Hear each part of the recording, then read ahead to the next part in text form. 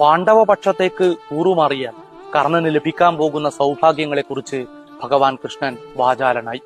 കർണ, നീയായിരിക്കും അപ്പോൾ പാണ്ഡവ മഹാരാജാവ്. നിന്റെ പട്ടമഹർഷിയായി ദ്രൗപദിയും ഉണ്ടാകും. നിനക്ക് വെഞ്ചാമരം വീശാൻ യുധിഷ്ഠിരനും പെൺകൊറ്റക്കുട പിടിക്കാൻ ഭീമസേനനും നിന്റെ ശ്വേതാസുരത്വത്തിന്റെ കടിഞ്ഞാൻ പിടിക്കാൻ അർജുനനും മത്സരിക്കും. കൃഷ്ണൻ കർണനോടപ്പോൾ അവന്റെ ജന്മരഹസ്യം വെളിപ്പെടുത്തിയതേ ഉണ്ടായിരുന്നുള്ളൂ. നീ സൂതപുത്രനും രാധേയനുമല്ല, പകരം സൂര്യപുത്രനും കൗന്ദയനുമാണ്.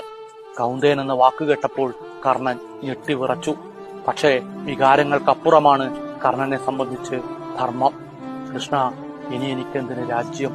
അന്ന് അസ്ത്രവിദ്യാ പ്രയോഗ ദിവസം നിന്റെ അച്ഛനമ്മമാരാരാണെന്നുള്ള ചോദ്യത്തിൽ എന്റെ ശിരസ് താഴ്ന്നുപോയത് നീ മറന്നുവോ?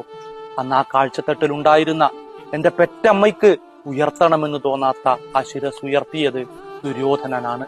അവൻ എന്നെ അംഗരാജ്യത്തിന്റെ രാജാവ്